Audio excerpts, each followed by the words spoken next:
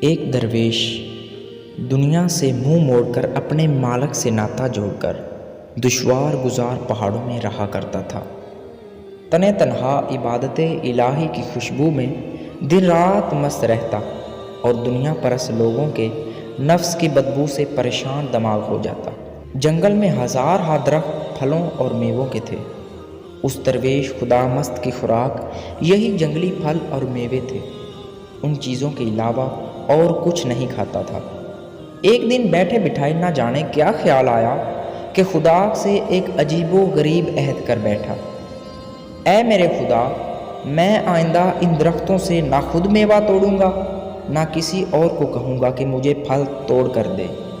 میں وہ پھل نہ کھاؤں گا جسے ڈالیاں زمین سے اونچا رکھیں، بلکہ میں وہ پھل اور میوہ کھاؤں گا جو ہوا کے جھونکوں سے خود جھڑ کر زمین پر گرے۔ غرض اس مرد درویش نے خدا سے اس طرح کا عہد کر لیا اور مدتوں پر قائم رہا۔ ایک دفعہ قدرت خدا کی 5 دن گزر گئے، کسی درخت سے کوئی پھل نہ گرا۔ بھوک کی آگ نے درویش کو بے قرار اور مضطرب کر دیا، کسی پل چین نہیں آ رہا تھا۔ اسی عالم میں جنگل سے گزرتے ہوئے امرود کا ایک درخت دیکھا جس کی ڈالیاں زرد اور بڑے بڑے امرود سے بھری ہوئی تھیں۔ درویش وہاں کھڑا ہو کر حسرت بھری نگاہوں سے انہیں دیکھنے لگا۔ درویش نے بڑا صبر کیا اور خود کو قابو میں رکھا۔ یکا یک زور کی ہوا چلی، درویش کو کچھ سہارا ہوا، مگر کافی دیر تک پھل ٹوٹ کر زمین پر نہ گرا۔ صبر حد سے گزر گیا، درویش کا نفس بے قابو ہو گیا۔ معدے کے اندر سے ہوک اٹھی اور خدا سے کیا ہوا عہد توڑ بیٹھا۔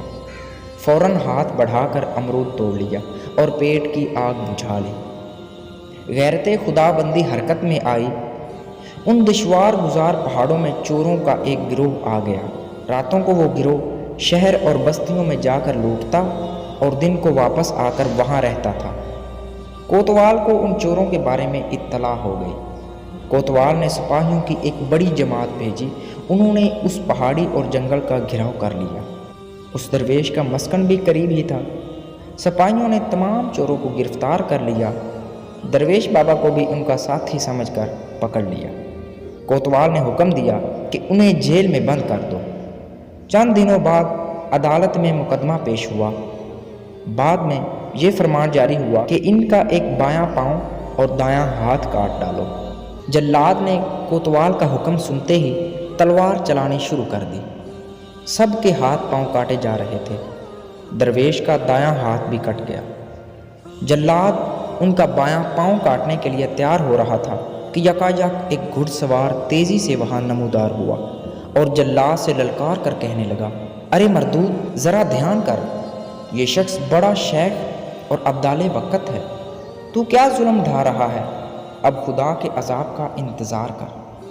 گھڑ سوار کی یہ بات سنتے ہی جلاد کے ہاتھ سے تلوار چھوٹ گئی۔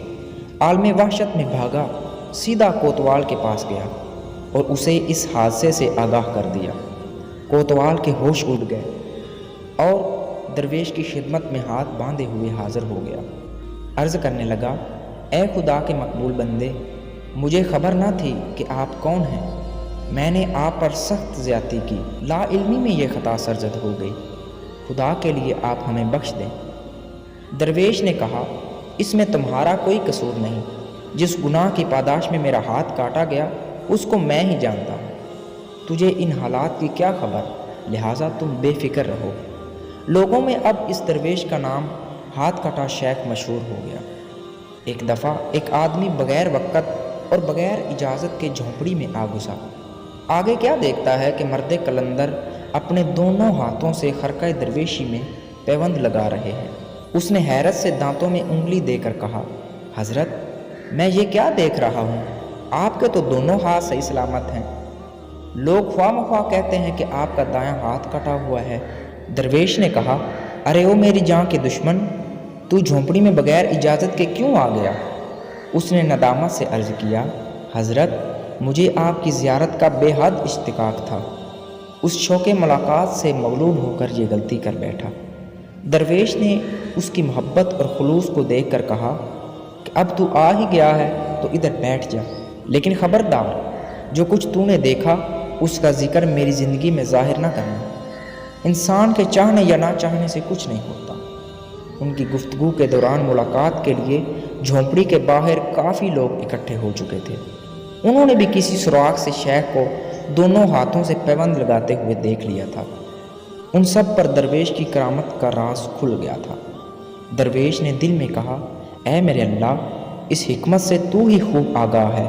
میں جتنا اس کو چھپانا چاہتا ہوں اتنا ہی تو نے اسے ظاہر کر دیا۔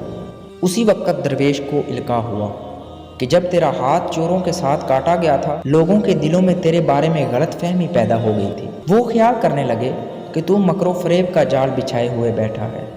یہ بات ہمیں پسند نہیں آئی کہ یہ لوگ بد نصیبی اور گمراہی میں گرفتار ہوں اور اللہ والوں کے بارے میں بدگمانی رکھیں، اس لیے ہم نے تیری یہ کرامت سب پر ظاہر کر دی۔ یہ چراغ ان لوگوں کی خیر خواہی کے لیے روشن کیا گیا ہے۔ اس الہام کے بعد درویش نے نعرہ مستانہ بلند کیا اور اللہ رب العزت کی تسبیح کرتا ہوا سجدے میں گر گیا اور خوب رویا کہ مالک، تو جو کرتا ہے وہ عین حکمت ہے، ہم سب کی خطائیں معاف فرما دے۔ درس حیات: اپنے عہد کی پاسداری کرو۔ جب کوئی مسلمان ہوتا ہے تو گویا وہ اللہ رب العزت سے عہد کرتا ہے کہ اے اللہ رب العزت، میں تیرے احکامات کی پیروی کروں گا۔